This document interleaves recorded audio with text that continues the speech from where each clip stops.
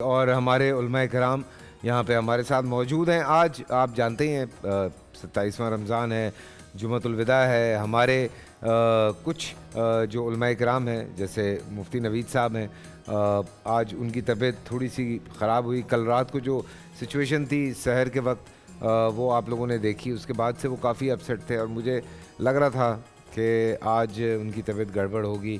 علامہ امین شہیدی صاحب جو ہیں وہ آج بیزی ہیں, حالانکہ آغا صاحب پوچھ بھی رہے تھے ان کا, لیکن ہم نے بڑی درخواست کی مفتی فضل سبحان صاحب سے اور پروفیسر صاحب سے کہ وہ تشریف لے آئیں تاکہ ہمارا یہ جو سلسلہ ہے آج کی گفتگو کا یہ چلتا رہے.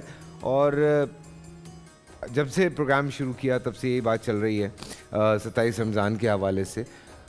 ہمارے اسلامک پوائنٹ آف ویو سے تو ظاہر سی بات ہے بہت بڑا دن ہے 27واں رمضان. اس کے بعد جو کل رات تھی اس پہ کیونکہ ماننا ہے, یقین بھی ہے نزول قرآن کے حوالے سے, اس کے ساتھ ساتھ اس بابرکت دن پہ آج جمعۃ الوداع بھی ہے, تو یہ ایک تو ڈبل ہو گیا.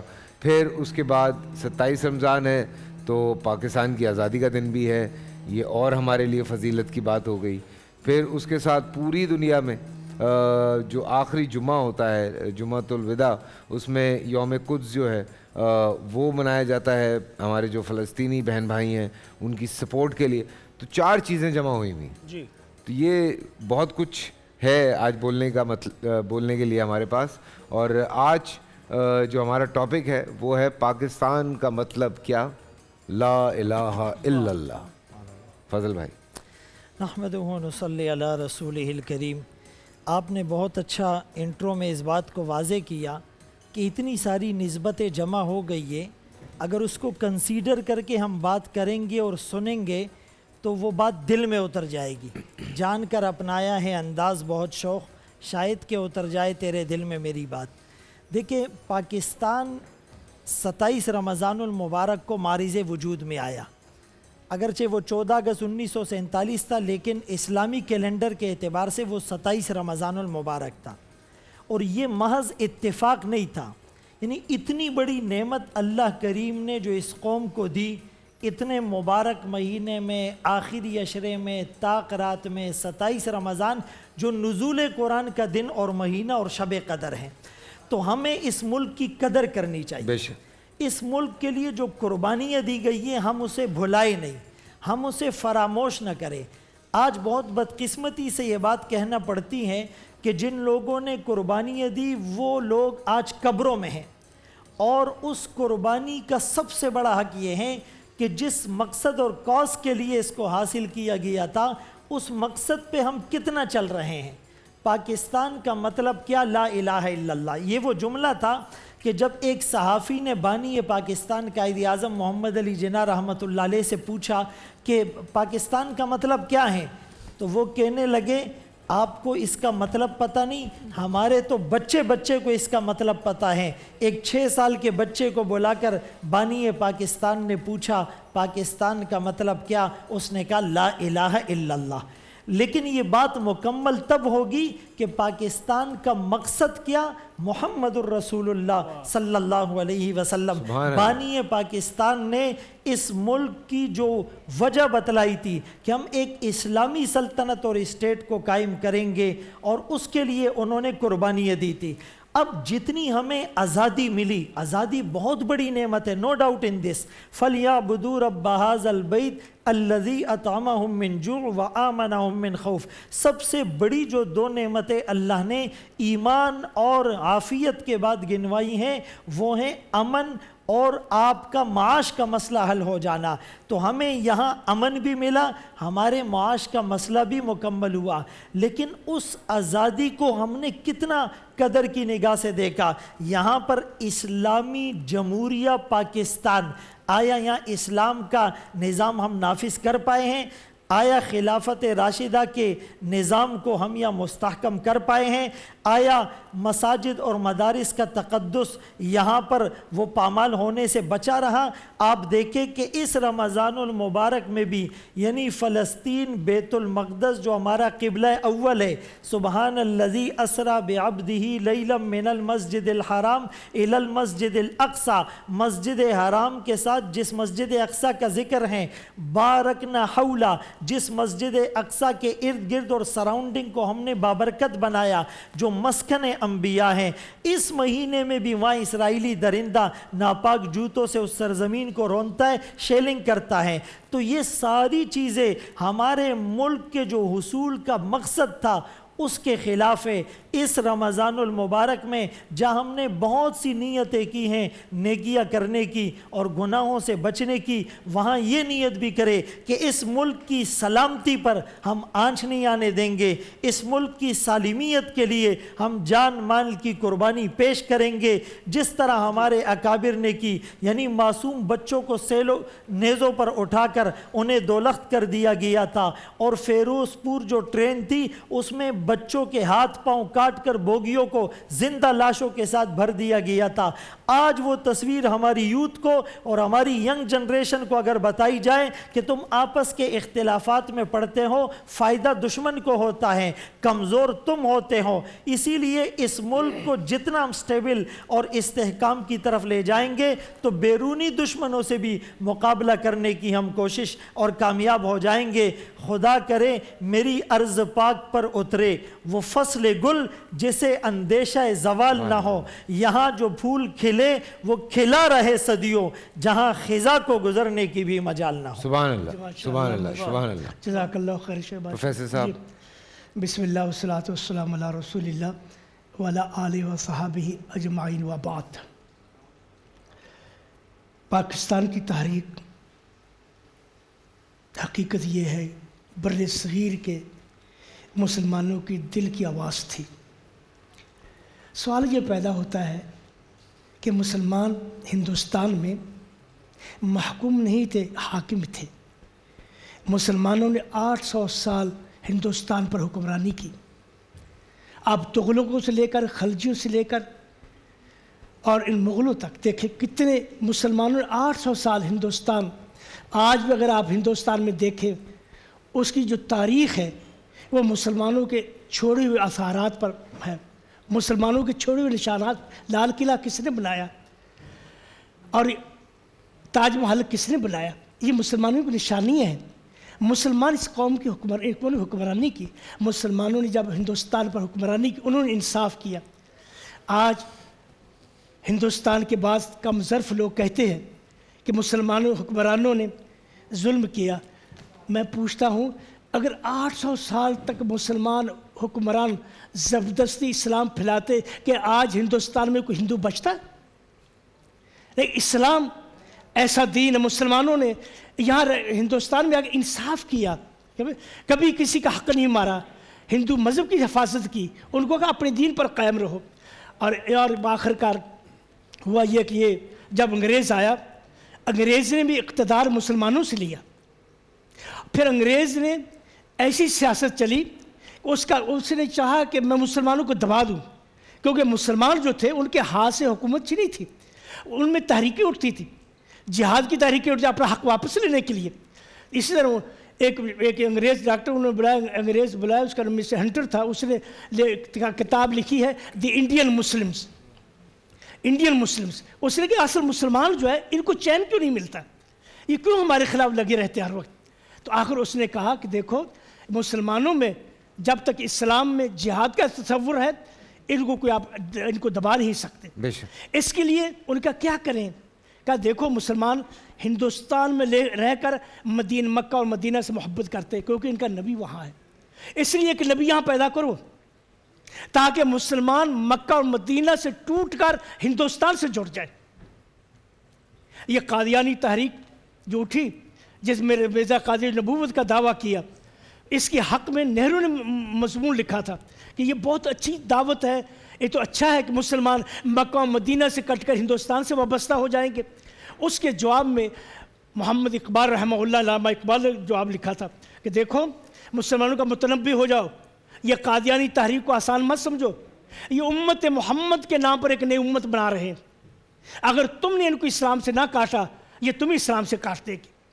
तो मुसलमानों ने ये तहरीक जो है, हिंदू का रवैया जो था, अंग्रेज़ का जो रवैया था, बड़ा ख़तरनाक था। आप उस वक्त पढ़े कि मुसलमानों में ये तसव्वुर नहीं थे, इकट्ठे रहते थे, कभी कोई बात नहीं हुई है। हत्ता कि सर सैयद जो थे 1898 तक इत्तेहाद हिंदू और मुस्लिम इत्तेहाद के अलमबरदार थे। आखिर उन्होंने भी इस बात को देख लिया कि हिंदू जो है हर तरह से मुसलमानों को दबा लेना चाहते हैं। फिर अलीगढ़ की तहरीक उठी, उन्होंने कोशिश की मुसलमान उन उलूम फ़नून से वाकिफ़ हो जिन उलूम फ़नून को जाकर अंग्रेज़ों ने तरक्की की है। तो अलीगढ़ की तहरीक उठी, अलीगढ़ यूनिवर्सिटी बनी, और फिर उसके बाद मुसलमानों में बेदारी पैदा हुई कि हमें एक ऐसा खित्ता चाहिए जिस खित्ते में हम अपनी तहज़ीब, इस्लामी तहज़ीब, अपने इस्लामी तमद्दुन के मुताबिक, अपने दीन के मुताबिक अपनी ज़िंदगी गुजार सकें। अगर हम एक अक्सरियत से ताबे रहे तो ये अक्सरियत ऐसा हो कि हमारे दीन को दबा लें।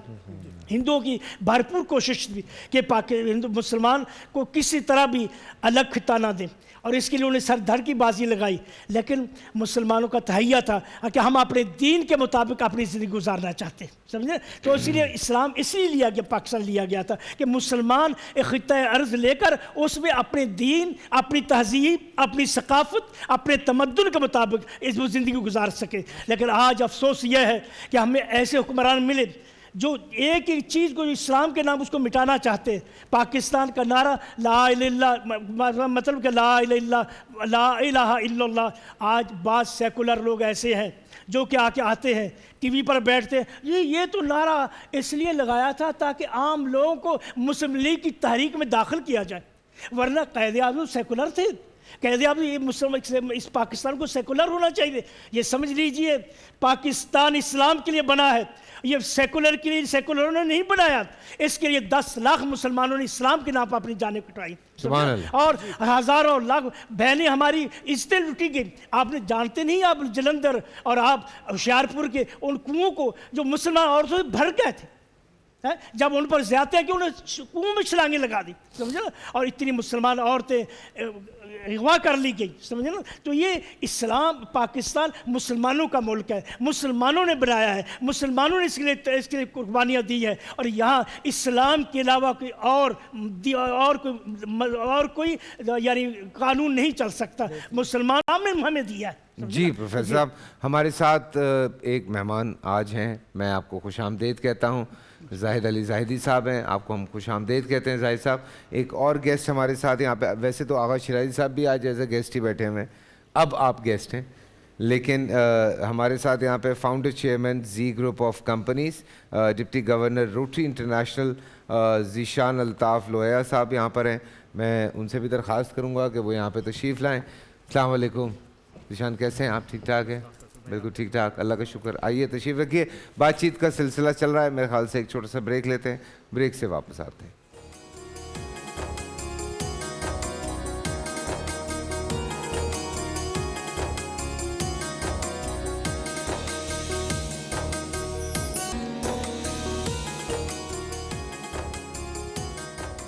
जी हाँ, वेलकम बैक आफ्टर ब्रेक। हमारे साथ यहाँ पे आज कुछ मेहमान भी मौजूद हैं और पाकिस्तान के हवाले से भी बात चल रही है।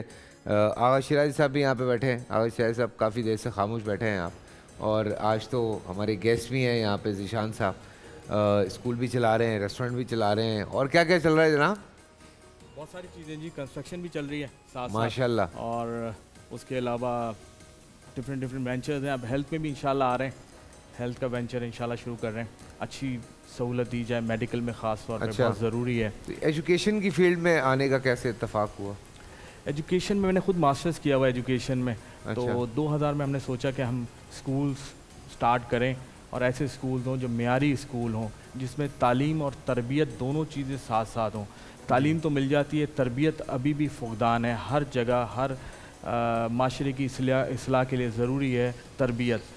तो अल्हम्दुलिल्लाह कई हद तक हम बहुत कामयाब हैं इसमें, तरबियत के हवाले से भी और तालीम के हवाले से भी। हमारे इदारे जो हैं वो ओ लेवल्स में ادارے ہیں جو کیمبرج کی پڑھائی ہوتی ہے، لیکن one of the school Pakistan میں آپ کو بڑی جان کے خوشی ہوگی کہ ہماری پرائمری میں بھی سیکنڈری میں بھی او لیولس کے ایگزامز ہوتے ہیں. کیا بات. تو وہ ساری چیزیں لے کے چل رہے ہیں اور اچھی تعلیم. اسپانسرشپ بھی آپ لوگ کافی کرتے ہیں میں نے سنا. جی وہ ساتھ ساتھ چلتی رہتی ہے، خاص طور پہ اسکالرشپس جب ہم بچے دیکھتے ہیں. لاسٹ ٹائم ہی آپ کے بول کی توسط سے ایک بچی کو اسکالرشپ ملی تھی اور ماشاءاللہ وہ اب اس اسکول کا حصہ ہے، ان بچوں کے ساتھ ہے، اس کو پتہ ہی نہیں چلتا یا دوسرے بچوں کو بھی پتہ نہیں چلتا کہ اسکالرشپ میں اور اتنا زبردست پرفارم کر رہی ہے. میرا خیال ہے ابھی بھی اس سال بھی آپ لوگوں کے ساتھ وہ موجود ہے آپ کی ٹرانسمیشن میں. بالکل کیا بات ہے. اور ہمارے ساتھ یہاں پہ چونکہ یہ ایجوکیشن کے حوالے سے بات ہو رہی ہے، ہمارے آغا صاحب کی بھی جب آپ اردو سنتے ہیں تو آپ کو اندازہ ہو ہی جاتا ہے، لیکن ہماری اسلامک اسٹڈیز کے حوالے سے اگر بات کریں تو ڈین ہے جی فیکلٹی آف اسلامک اسٹڈیز کے زاہد علی زاہدی صاحب، وہ بھی یہاں پہ موجود ہیں. سر آج کے ٹاپک کے حوالے سے تو ہم تھوڑی بات کر رہے ہیں، اسلامک اسٹڈیز کے حوالے سے بھی بات ہم کرتے ہی رہتے ہیں. پاکستان کے حوالے سے آج ہم نے کہا تھوڑی سی ذرا زیادہ گفتگو کر لی جائے، کیونکہ ایک تو رمضان اور پھر پاکستان، تو جوڑ بڑا اچھا بیٹھتا ہے. جی بالکل بہت شکریہ. 27 رمضان جمعۃ الوداع ظاہر ہے کہ پاکستان کی تشکیل کا دن ہے، تو اس موقع پر ہمیں غور ضرور کرنا چاہیے، جیسا کہ آج آپ کا موضوع بھی ہے کہ پاکستان کا مطلب کیا. تو یہ اشارہ یقیناً اسی طرف ہے، پاکستان کا مطلب کیا، لا الہ الا اللہ. تو یہ فقط ایک نعرہ نہیں ہے، لیکن لا الہ الا اللہ جو ہے وہ اسلام کی بنیاد ہے، توحید. اور رسول اکرم صلی اللہ علیہ وسلم نے بھی جب اپنی تبلیغ کا آغاز کیا تھا تو پہلی دعوت آپ کی یہی تھی، قولوا لا الہ الا اللہ تفلحوا، کہ لا الہ الا اللہ کہو کامیاب ہو جاؤ گے. فقط اتنی سی بات تھی. آج ہم سے کوئی کہے لا الہ الا اللہ تو ہم پوری تسبیح پڑھنے کو تیار ہیں، لیکن اس زمانے میں لا الہ الا اللہ کہنا بہت مشکل کام تھا، کیونکہ لا الہ الا اللہ کہنے کا مطلب یہ ہے کہ وہ جو 360 بت رکھے ہوئے ہیں خانہ کعبہ میں، اس کے اطراف میں، تو ان سب کا انکار، اور ایک اللہ کا اقرار کہ جو ان میں نہیں ہے بلکہ وہ اس کائنات کا خالق اور رازق اور مالک ہے. اور لا الہ الا اللہ کہنے والے جو لوگ ہیں، مثال کے طور پر حضرت بلال حبشی جنہوں نے لا الہ الا اللہ کہہ دیا، اس کے بعد ان کو کن مصائب کا سامنا کرنا پڑا، کن حالات کا سامنا کرنا پڑا، لیکن انہوں نے استقامت کا مظاہرہ کیا. تو اس طرح لوگ لا الہ الا اللہ کہتے رہے ان حالات میں، اور اس کے بعد دین کے احکام آنا شروع ہو گئے. نماز آ گئی، روزے آ گئے، زکوٰۃ آ گئی، حج آ گیا، شراب حرام ہو گئی، سود حرام ہو گیا، پردے کا حکم آ گیا، وراثت کا قانون آ گیا، حدود، تعزیرات، قصاص، دیات، پورا اسلام کا نظام زندگی آیا. تو کسی نے حضور سے یہ تو نہیں کہا نا کہ آپ سے تو ہماری یہ بات ہوئی تھی کہ لا الہ الا اللہ کہو اور پار ہو جاؤ گے. یہ تو بات ہوئی نہیں تھی کہ نماز بھی پڑھنی پڑے گی اور روزے بھی رکھنے پڑیں گے اور پیسے بھی نکالنے پڑیں گے اللہ کے راہ میں اور جہاد بھی کرنا پڑے گا. کیوں؟ اس لیے کہ جب حضور یہ دعوت دے رہے تھے اور جب صحابہ کرام اس دعوت کو قبول کر رہے تھے تو ان کے ذہن میں یہ بات تھی کہ لا الہ الا اللہ ایک کلمہ نہیں ہے، ایک نظام زندگی ہے. واہ واہ. اور ہم اس نظام زندگی میں داخل ہو رہے ہیں، اور جب ہم اس نظام زندگی کو قبول کر رہے ہیں تو اس کے تمام تر تقاضوں کے ساتھ قبول کر رہے ہیں. تو دیکھیں، ہم نے پاکستان کے لیے اگر نعرہ لگایا لا الہ الا اللہ تو فقط وہ نعرہ نہیں ہے بلکہ یہ ایک نظام زندگی ہے. اور یہیں سے تعین ہو جاتا ہے کہ جب یہ ملک بنے گا، یعنی جب نہیں بنا تھا، جب کی بات ہو رہی ہے کہ جب یہ ملک بنے گا تو اس کی بنیاد لا الہ الا اللہ پر ہوگی، یعنی اسلامی نظام زندگی کے اوپر ہوگی، اسلامک وے آف لائف میں ہوگی. اور اسلام جو ہے وہ ایک دین ہے، دین means a comprehensive code of life ہے جو زندگی کے تمام معاملات میں انسانوں کی رہنمائی کرتا ہے. تو تمام معاملات جو ہے وہ دین اسلام کے تقاضے کے مطابق ہوں گے یہاں پہ. ٹھیک ہے. یہ جو ابھی بات ہو رہی تھی کہ کچھ لوگوں کا خیال یہ ہے کہ جی سیکولرزم کی بنیاد پر اسلام بنا. تو دیکھیں، اسلام جو پاکستان جو بنا وہ بہت سمپل اگر بات کریں ہم تو 2 نیشن تھیوری پہ بنا. جی، دو قومی نظریہ. بالکل. تو 2 قومی نظریہ کیا ہے کہ Hindu and Muslim are 2 nations. ٹھیک. On what ground? On the ground of their religions. بالکل. یعنی مذہب کی بنیاد پر بنا نا. تو 2 قومی نظریہ ہے ہی مذہب کی بنیاد. تو یہ کہنا کہ پاکستان مذہب کی بنیاد پہ نہیں بنا بلکہ سیکولر بنیاد پہ بنا، یہ تو کم عقلی کی بات ہے. لوگوں کی عادت ہوتی ہے نا سر، آپ کو پتہ ہے بات کرنے کی، کوئی بھی بات انہوں نے کرنی ہوتی ہے. بات نہیں ہے، ابھی پچھلے دنوں جو ہندوستان میں، جی مجھے پتہ ہے ہندوستان میں جو حالات تھے، تو میں نے کچھ اپنے جو وہاں پہ ہمارے دوست ہیں جو مسلمان ہیں، میں نے ان کو یہ لکھا تھا کہ اب سمجھ آیا دو قومی نظریہ. جی تو کوئی جواب نہیں آیا بڑے دنوں سے ان کا. اچھا، ان کو تو سمجھ میں نہیں آیا، لیکن ہماری سمجھ میں بھی نہیں آیا کہ 70 سال ہو گئے. نہیں، جن کو سمجھ نہیں آیا کچھ کو تو آیا ہوا ہے. قربانی دی ان کو سمجھ نہیں آیا. جی 70 سال ہو گئے اور اب تک ہم بھٹک رہے ہیں کہ وہ لا الہ الا اللہ کے تقاضے کیا ہیں، واہ، کہ جن کے اوپر بنیاد رکھ کے ہمیں اس ریاست کو، اس ملک کو لے کے آگے بڑھنا ہے. تو جب تک کہ ہم ان خطوط پہ نہیں چلیں گے. ہماری بحث چل رہی ہے جی ہے نا، ہم روزانہ یہی بحث کر رہے ہیں. آغا شیرازی صاحب خاموش بیٹھے ہوئے ہیں آپ. جناب میں سن رہا اتنی تھا، خوبصورت بات انہوں نے خوبصورت بات ہے. اصل میں یہ تو حاصل ہے نا کہ آپ کے پاس ایک فقرہ ہے، ایک کلمہ ہے جسے آپ لا الہ الا اللہ کہہ دیتے ہیں. اس کے معنی مفاہیم کیا ہیں، وہ آپ کی روح کے ساتھ کیسے دوستی کرے گا، وہ آپ کی زندگی میں اس کا اطلاق کیسے نظر آئے گا، اس کا جو ایسنس ہے وہ آپ تک کیسے پہنچے گا. آج 27 رمضان کی اس ممکنہ شب قدر کو عنوان بنا کر جب آپ پاکستان کے ساتھ جوڑتے ہیں سال 1947 میں، تو میں یہ کہتا ہوں کہ خدارہ، یہ دعا بھی ہے اور میرا التماس بھی ہے کہ خدارہ شب قدر میں حاصل ہونے والی شے کی قدر کر لو، جو شب قدر میں حاصل ہوئی ہے اس کی قدر کر لو.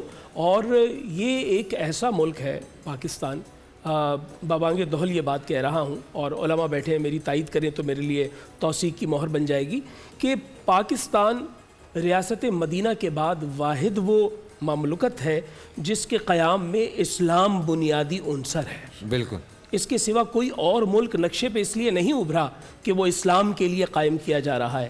پھر ایک ایسا ملک جسے اسلام کا قلعہ اس لیے نہیں کہا جاتا کہ ہمارا صرف دعویٰ ہے. کوئی کہہ دے کہ جی ہم ایشین ٹائیگر ہیں، کوئی کہہ دے ہم اسلام کا قلعہ ہے، یہ تو دعویٰ ہو گیا. اس کے پیچھے ایک دلیل بھی موجود ہے. آپ یقین جانیں قبلہ اول کی جب بات کی جا رہی تھی تو میرے دل میں یہ خیال آ رہا تھا کہ میں فیصل بھائی سے کہوں کہ دنیا بھر میں کتنے ممالک ہیں، یعنی عجم بھی عرب بھی، لیکن جتنی تکلیف ایک پاکستانی کسی اور خطے میں رہنے والے مسلمانوں کی محسوس کرتا ہے، دنیا میں ایسی مثال نہیں ملتی. جو ایک عام پاکستانی ہے وہ پورے عالم اسلام کی، پوری امہ کی تکلیف کو محسوس کرتا ہے. یہی سبب ہے کہ آپ جب جمعۃ الوداع کے موقع پر یوم القدس کو جو پوری دنیا میں آبزرو کیا جاتا ہے مسلمان ملکوں میں اور بطور خاص ایران میں، کہ اس کی روایت یہاں 3 دہائیوں سے جہاں چل رہی ہے، تو آپ پاکستان میں ایک بڑی تعداد کو اس دن کو نہ صرف آبزرو کرتے ہوئے دیکھیں گے بلکہ قبلہ اول کو اپنے لیے بہت ہی اہم جانتے ہوئے اس کے لیے فیس بک کے ذریعے، سوشل میڈیا کے ذریعے، اپنی زبان کے ذریعے بیان کرتے ہیں کہ ہمارے لیے کتنا ضروری ہے کہ وہ سرزمین جہاں پر ناپاک جو دشمنان اسلام ہیں انہوں نے قبضہ کر رکھا ہے، اور یہ قبضہ کو 2-4 سال کا قبضہ نہیں ہے، یہ صدیوں پر محیط قبضہ ہے. اور یہ وہ قبضہ ہے جس کے لیے خاتم النبیین حضرت محمد مصطفیٰ صلی اللہ علیہ وآلہ وسلم کے قلب اطہر میں خواہش پیدا ہوئی تھی کہ اس کی آزادی ہو. تو یہ وہ قلب اطہر میں پیدا ہونے والی خواہش کے احترام میں آج ہم پر لازم ہے کہ ہم اس کی آزادی کی بات کریں. وہ آزادی جو وہاں سلب کی ہوئی ہے وہ جانتے ہیں کہ آزادی نہ ہو تو کیا ہو. آج آپ نے کہا کہ میں نے اپنے چند دوستوں کو ہندوستان میں پیغام دیا، آپ یقین جانیں وہ کسی نہ کسی مجبوری کے تحت انہوں نے جواب نہیں دیا، لیکن یہ وہ جانتے ضرور ہیں کیونکہ اچھائی اور برائی کی نا اندر سے آواز آ جاتی ہے، کیا برا ہے. ہاں، تو انہیں یہ اچھے سے معلوم ضرور ہے کہ آزادی کے مفاہیم ہیں کیا. آج آزادی کے مفاہیم یہ ہیں کہ میں ناظرین کو بتانا چاہتا ہوں کہ جب بریک ہوتی ہے آپ اپنے گلے کو درست کرنے کے لیے ہمیشہ اذان کی طرز میں تیز آواز میں اذان پڑھنے لگ جاتے ہیں. میں نے 6 دفعہ آپ کو نوٹ کیا، یہ آپ کی آزادی ہے. ہم یہاں سے باہر نکلیں تو ہماری سماعتوں میں بار بار خوش گلو خوش الہان مؤذنوں کی آوازیں آتی ہیں، یہ آزادی ہے. یہ آزادی ہے کہ جہاں سارے شہر کے اندر جو ہے وہ اسلامی روایات کو مد نظر رکھتے ہوئے دسترخوان بچھائے جا رہے ہیں. یہ وہ آزادی ہے، یہ وہ آزادی ہے. قربانی اور قربانی اتنی لازوال. میں فیصل بھائی آپ کو بتانا چاہوں گا کہ اتنی لازوال قربانی کی یہ بھی میں بابانگ دہل کہہ رہا ہوں اور دعوے کے ساتھ کہہ رہا ہوں کہ اسلامی تاریخ نہیں، انسانی تاریخ میں اتنی بڑی ہجرت نہیں ہوئی جو ہندوستان سے پاکستان کی جانب ہوئی ہے. یہ انسانی تاریخ کی سب سے بڑی ہجرت ہے اور اس میں جو اندھوناک، دلسوز اور دل کو دہلا دینے والے واقعات ہوئے ہیں، جہاں عصمت دری ہے، جہاں قتال ہے، جہاں بچوں کا قتال ہے. اور میں ایسے بہت سے لوگوں کو جانتا ہوں جو اپنے باپ کی انگلی پکڑ کر آ رہے تھے، وہ تو یہاں پہنچ گئے، باپ نہیں پہنچ. مجھ سے بھی بڑی بہن تھی لیکن وہ کیسے مری میں بتا نہیں سکتا. کوئی ایسی بھی ماں ہے یہاں پر جو کہتی ہے میں اپنے بھائی کو اپنے آنکھوں کے سامنے قتل ہوتے ہوئے دیکھتی رہی، میں کچھ کہہ نہ سکی. یعنی پاکستان ان کے لیے اور قائد کا فرمان ان کے لیے اتنا اہم تھا کہ وہ اپنا مال، دولت، جان، عزت، آبرو سب کو داؤ پہ لگا کر آنا چاہتے تھے کہ ہم پاکستان میں آئیں. تو آپ ذرا ایک لمحے کو ذرا دیکھیے تو صحیح کہ آپ کو جو آزادی بہت ہی آسانی سے مل گئی ہے، آپ ایک آزاد فضا میں سانس لے رہے ہیں، لیکن اس کی قدر کریں. پھر ایک دفعہ کہوں گا شب قدر میں ملا ہے، قدر کریں. تھوڑا سا شیخ صاحب میں تھوڑا سا اضافہ کر دوں، آپ کی حاشیہ بریک کر دو تھوڑا سا. یہ ایک ہمارے آپ نے ذکر کیا ہے نا شیخ صاحب، مجھے سر ہمارے پروگرام میں بھی ایک بریکٹ آتا ہے. اچھا جی، بریک تو بہت ہوتے ہیں، ہم بریکٹ بھی لائے. بریکٹ کے بعد بریک بھی آ بریک جاتا آتا ہے، ہمارا بریکٹ ہے تھوڑا سا. جی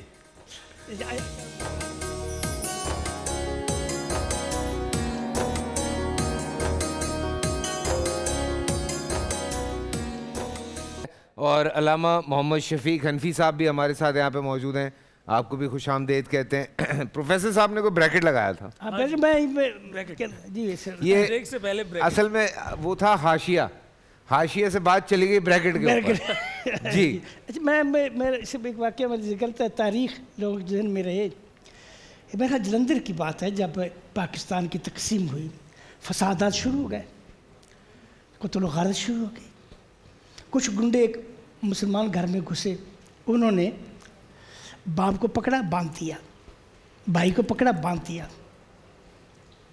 جتنے گھر کے مرد سب کو باندھ دیا، اور عورتوں کو کھڑا کر کے وہ بچی کے ساتھ بدکاری کرنے لگے. بچی روئی، ابا. باپ کہتا بیٹی سب اسلام کے لیے، برداشت کر جاؤ، یہ اسلام کے لیے. یہ یہاں تک حالات بنے. مسلمانوں نے اپنی عزتیں لٹتی اپنی نگاہوں سے دیکھی، اور وہ لوگ آج کہتے ہیں پاکستان سیکولر کے لیے بنا. پاکستان سیکولر کے لیے نہیں بنا، پاکستان اسلام کے لیے بنا ہے. اور اب یہ دیکھیے آپ، اللہ کی حکمت دیکھیے آپ.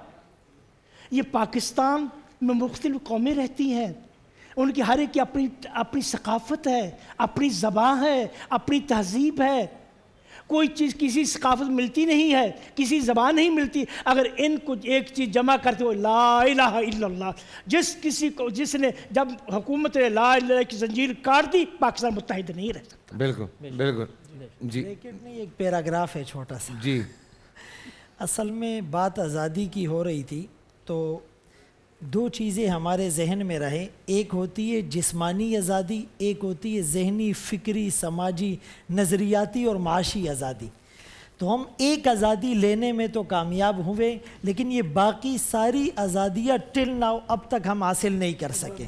جیسے پروفیسر صاحب نے کہا کہ اتنی قربانیاں ایک سیکولر معاشرے کے لیے نہیں تھی، صرف معاشی بقا کے لیے نہیں تھی. کیا یہاں پر فیکٹریاں زیادہ تھی؟ کہاں یا روزگار کے مواقع زیادہ تھے؟ یہاں باغات زیادہ تھے؟ کچھ بھی نہیں تھا. ظاہر ہے وہ صرف پاکستان کا مطلب کیا، لا الہ الا اللہ.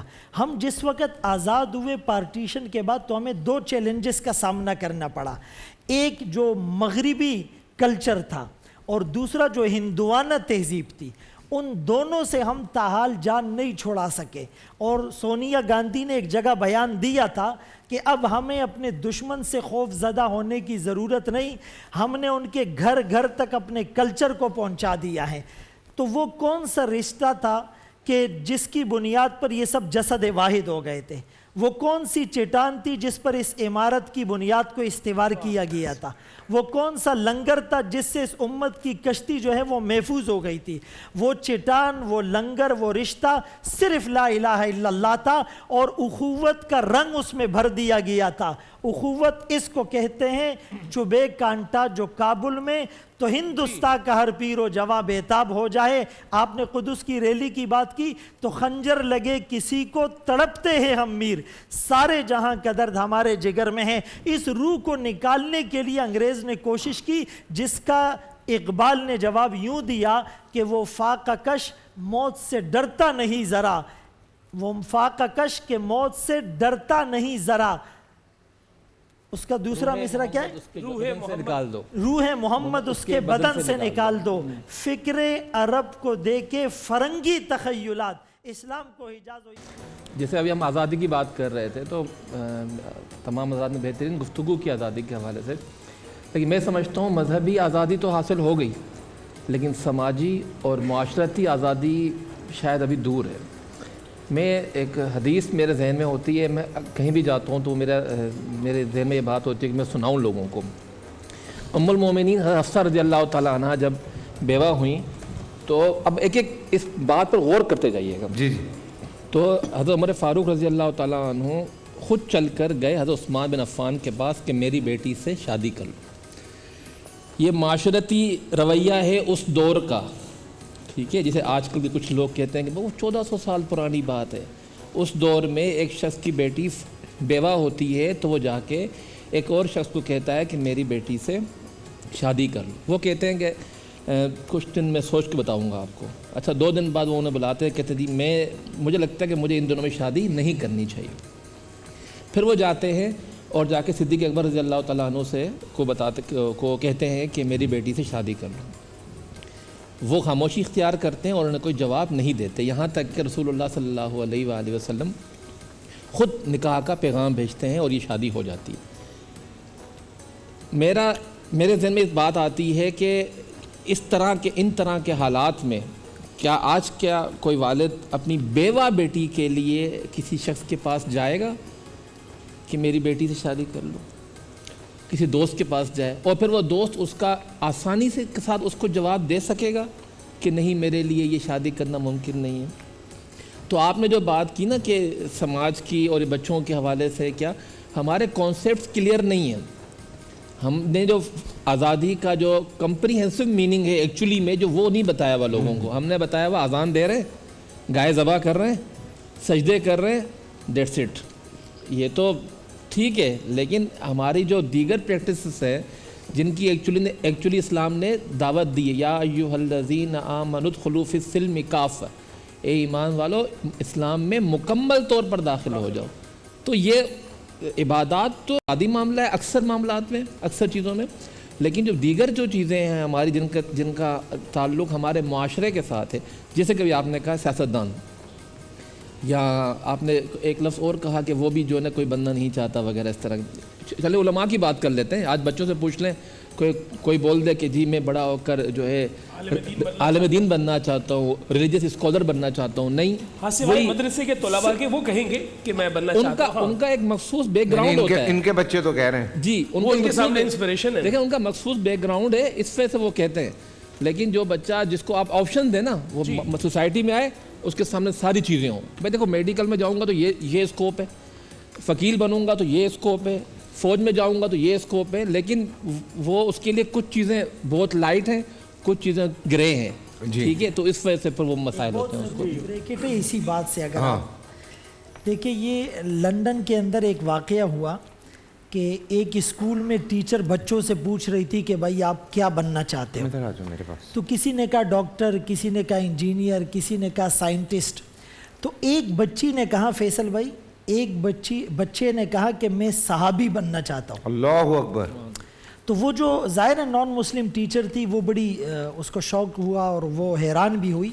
تو اس نے کہا کہ صحابی کس کو کہتے ہیں؟ اس نے کہا میں اتنا نہیں جانتی، بس صحابی بننا چاہتی ہوں۔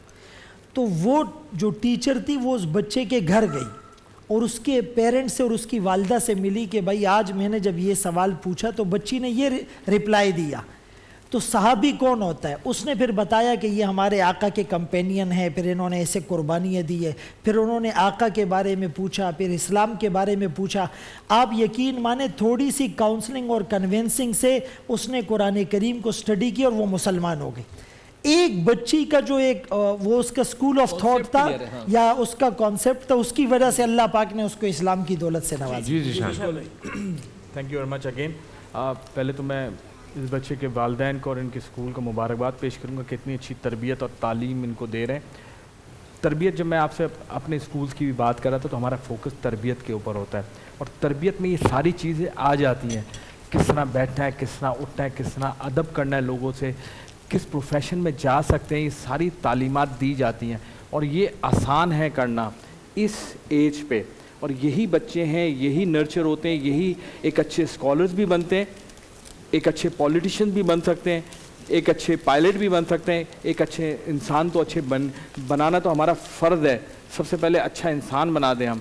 تو اس کے لیے ہمارے پاس جو ہے نا پرسنالٹی ڈیولپمنٹ کی اسپیشل کلاسز ہوتی ہیں, یہ ہم نے کریکولم میں انڈلج کر دی ہیں کہ پروفیشن کو کس طرح لیا جاتا ہے, کس طرح بات کی جاتی ہے, کس طرح لے کے چلنا چاہیے.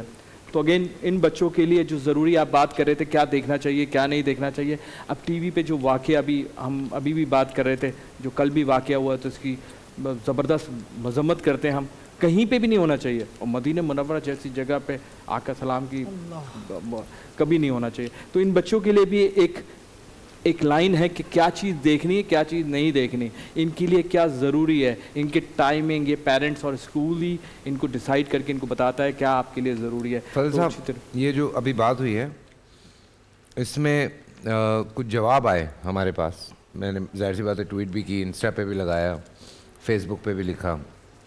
ایک تو 2 انکاؤنٹر آئے ہیں اس کے. پہلا انکاؤنٹر یہ آیا کہ ایسی ایک بات جب عمران خان صاحب گئے تھے مدینہ, وہاں پہ ان پہ جب آوازیں کسی گئی تھیں تو مریم نواز صاحبہ نے اس چیز کو بڑا اپریشیٹ کیا تھا, اور انہوں نے کہا تھا کہ دیکھیں کیسے اصلیت سامنے آئی. یہ ایک انکاؤنٹر آیا سامنے سے کہ یہ تو پہلے ہو چکا ہے. ٹھیک ہے. اس کے بعد دوسرا انکاؤنٹر یہ آیا کہ یہ مسجد نبوی کے اندر نہیں ہوا, یہ اس کے احاطے میں ہوا ہے. جو جب مسجد نبوی سے باہر نکلتے ہیں وہ جو مارکیٹ اور مسجد کے جو بیچ والا جو اوپن ایریا ہے جہاں اکثر لوگ جب نماز بھی پڑھتے ہیں جمعے کی, وہاں پہ یہ سب کچھ ہوا ہے. سو اس پہ میں چاہ رہا ہوں آپ سبھی کچھ نہ کچھ تھوڑا سا ضرور بات کر لیں. دیکھیں ایک مختصر سی بات یہ عرض کروں کہ ایک ہوتا ہے گناہ, یہ بہت اہم بات ہے اور ناظرین اور آڈینس سن لیں. ایک ہوتا ہے گناہ اور ایک ہوتا ہے اس گناہ کو جسٹیفائی کرنا, اس میں تعویلات پیش کرنا. تو جو بڑے سے بڑا گناہ ہوتا ہے نا, گناہ کبیرہ, وہ معاف ہو جاتا ہے. آدمی اس کو گناہ سمجھ کے کرتا ہے, کنفیس کرتا ہے تو توبہ کی توفیق مل جاتی ہے. لیکن جب آدمی اس گناہ کو جسٹیفائی کرتا ہے نا, اس میں تعویلات پیش کرتا ہے, تو وہ اس کو گناہ ہی نہیں سمجھتا, تو توبہ کیوں کرے, توبہ نہیں کرے گا تو بخشش کیسے ہو. ایک آدمی اپنے آپ کو بیمار سمجھے گا تو ڈاکٹر کے پاس جائے گا, وہ ہسٹری اور وہ سارے ٹیسٹ کروائے گا, اس کا مرض ڈائیگنوس ہوگا. لیکن جو اپنے آپ کو بیمار ہی نہ سمجھے. اب دیکھیں یہ جملہ کہنا کہ اس سے پہلے بھی ایسا ہوا اور مریم نواز صاحبہ نے اس پہ ٹویٹ کیا, یہ اپریشیٹ کیا, تو دیکھیں اگر انہوں نے ایسا کیا تو جیسی کرنی ویسی بھرنی, ایک تو ان کے ساتھ ہو گیا نمبر 1. لیکن عوام کے لیے کیا ہے؟ خدا نخواستہ ایک آدمی شراب پیتا ہے, آپ اس کو کہے شراب نہ پیو, وہ کہتا ہے وہ بھی تو پی رہا ہے. آپ کسی کو کہے زنا نہ کرے, وہ کہتا ہے وہ لوگ بھی تو کر رہے ہیں. قرآن کریم میں جب اکثر کی ہسٹری کو ہم سرچ کرتے ہیں نا, اکثر الناس لا یعلمون, اکثر لوگ نہیں جانتے, لا یعقلون, ان میں عقل نہیں ہے, وہ جاہل ہے, وہ غافل ہے. تو ہم لوگوں کو نہ دیکھیں, ہم نے اپنی قبر میں اپنا جواب دینا ہے. تو ایک تو ہم تعویلات پیش نہ کریں. اب دیکھیں پورے مدینے کو محترم قرار دیا گیا. آپ تو مسجد نبوی کی بات کرتے, آپ تو اس کے پریمیسز اور ایریا کی بات کرتے, پورے مدینے کو آقا نے حرم قرار دیا. دجال نہیں آ سکتا اور طاعون کی بیماری نہیں آ سکتی. اور آپ نے فرمایا اللہ نے مکے کو حرم بنایا, میں نے مدینے کو بنایا. مکے کے لیے ابراہیم خلیل اللہ نے دعا کی, میں نے مدینے کے لیے اس سے ڈبل دعا کی. تو دیکھیں یہ چیزیں شیطان ہمارے ذہن میں ڈالتا ہے کہ آپ نے غلطی نہیں کی, یو آر ایبسولوٹلی رائٹ, تو پھر آپ توبہ ہی نہیں کریں گے اور یوں گناہوں کا سلسلہ بڑھتا چلا جائے گا. اس میں ایک اضافہ کرنا چاہوں گا. دیکھیں کچھ عشق کے مدارج ہوتے ہیں, آپ نے اظہار عشق کیسے کرنا ہے. ایک عشق یہ ہے کیا آج آپ کو معلوم ہو کہ آپ آج سے 2 روز کے بعد جو ہے وہ عازم سفر عمرہ ہو رہے ہیں، تو آپ کیا کریں گے کہ آپ کی کیفیت ہی کچھ اور ہو جائے گی، آپ کی آنکھیں نم ہوں گی، آپ کے اپنے اندر ایک گداز پیدا ہو جائے گا، آپ لوگوں کو اس انداز سے دیکھیں گے کہ لوگوں کی دعائیں اکٹھی کر کے ساتھ لے جاؤں، پھر آپ کے ذہن میں کوئی اور تصور آئے گا نہیں۔ میں تو یہ سمجھتا ہوں کہ عشق کا دعویٰ کرنے والے اگر وہاں جا کر اس یگانگت کے ساتھ اور توجہی کے ساتھ جو ہے وہ اس عشق کی طرف مرکوز نہیں ہے اور کوئی خیال ان کے ذہن میں آ گیا، تو سمجھے عشق کی نماز قضا ہو گئی ہے، یہاں عشق کی نماز قضا ہو گئی ہے۔ آپ کا عشق رسول کیسا ہے کہ اس کے اندر کوئی اور خیال آ جائے؟ پھر دوسری بات یہ ہے کہ جب آپ مدینہ منورہ میں جاتے ہیں تو آج کا مدینہ منورہ جہاں پر حرم موجود ہے، میں علماء سے اس کی تائید چاہوں گا، جو حرم کا کل رقبہ ہے فیصل بھائی، جو کل رقبہ ہے حرم کا تمام دروازوں کو ملا کر، یہ وہ رقبہ ہے جو اصلاً محمد مصطفیٰ صلی اللہ علیہ وآلہ وسلم کے دور کا مدینہ ہے، یعنی مدینے کی یہ ضخامت تھی، یعنی یہ اس کا سائز تھا۔ اب جو باقی ماندہ پھیلا ہوا مدینہ ہے اس کے متعلق صرف ایک بات کہوں گا، آپ مدینہ منورہ کو منورہ کہتے کیوں ہیں؟ اس لیے کہتے ہیں کہ مدینہ کا معنی تو شہر ہے، پورا نام ہے مدینۃ النبی، یعنی نبی کا شہر، اور یہ منورہ اس لیے ہے، یہ منور اس لیے ہے کہ جو قدم سرکار کے اٹھے تھے مکے سے مدینے کی جانب، وہ انہی راہوں میں سے کسی راہ پر چلتے ہوئے وہ یہاں تک پہنچے تھے، یعنی جہاں جہاں قدم رسول اللہ صلی اللہ علیہ وآلہ وسلم کے ہے، تو جہاں جہاں زمین اس بات کی گواہی دیتی ہے کہ اس نے وہ پھولوں جیسے قدم اپنے سینے پر اٹھائے ہیں، وہاں پر آپ جا کر تصور بھی رکھ سکتے ہیں کہ آپ کسی اور بات کا خیال لے کر آئیں اپنے ذہن میں، وہاں تو آپ کا یہی ماحول ہونا چاہیے۔ میں تو یہ سمجھتا ہوں کہ وہ کون لوگ ہیں جو جوتا پہن کر وہاں چلتے ہیں کہ نہ جانے کون سی جگہ پر ان کے نقش پا موجود ہوں جن پہ ہمارے قدم آ جائے تو معاذاللہ ہم سے گستاخی ہو جائے۔ لیکن اس بارے میں بار بار دن یہ آئے، میرے لیے کیوں بھائی اس کا ہے، بار دن یہ گائے، تو جیے ہزاروں سال ہے میری یہ آرزو، happy birthday to you, happy birthday to you, happy birthday dear Faisal بھائی، happy birthday Maryam happy birthday to you, happy birthday to you, happy birthday dear Maryam and Faisal بھائی، happy birthday to you. بھائی مریم کو کھلائے بھائی cake, مریم کو cake کھلائیں بھائی، بسم اللہ الرحمن الرحیم، شاباش۔ اور سارے بچے کھائیں گے، میں نہیں کھاؤں گا بھائی، قطعی طور پہ نہیں کھاؤں گا، نہ بھائی نہ 3 دن۔ اچھا سرپرائز تھا، میں اپنی ٹیم کا شکریہ ادا کرنا چاہ رہا ہوں۔ نہیں آپ کھائیے، آپ کھائیے۔ ارے بھائی نہیں بھائی، ارے بھائی خالی چمچہ کھلا دیں، خالی چمچہ کھلا دیں۔ ارے نہیں بھائی، یہ لے خود کھا لو، یہ لو بھائی، ابھی 3 دن رہ گئے، ہاں کچا بادام ہے نا ابھی،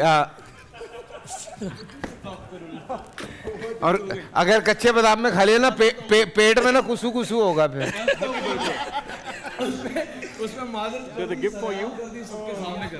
اچھا فضل صاحب چلے گئے، میں تھینک یو، آپ کا بہت بہت شکریہ سر، آپ کا بہت بہت شکریہ، انشاءاللہ ملاقات ہوگی۔ پروفیسر صاحب تھینک یو سو مچ۔ بچے ایسے نہیں جائیں گے، بچے کیک کھا کے جائیں گے، ٹھیک ہے؟ اور آپ خاص طور پہ، ہاں ماشاءاللہ ماشاءاللہ، اچھا لگا آپ سے مل کے، keep it up, keep it up بھائی، واہ واہ واہ واہ، تھینک یو ڈارلنگ۔ جی، اور اس ٹرانسمیشن کے بعد ہماری جو خصوصی نظم ہے الوداع رمضان، وہ ضرور دیکھیے۔ میں کچھ زیادہ کھا گیا ہوں کیا؟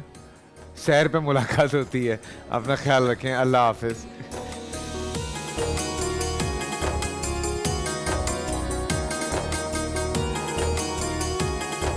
بول انٹرٹینمنٹ کے شوز دیکھنے کے لیے ہمارے چینل کو سبسکرائب کریں اور بیل آئیکن پر کلک کرنا نہ بھولیں۔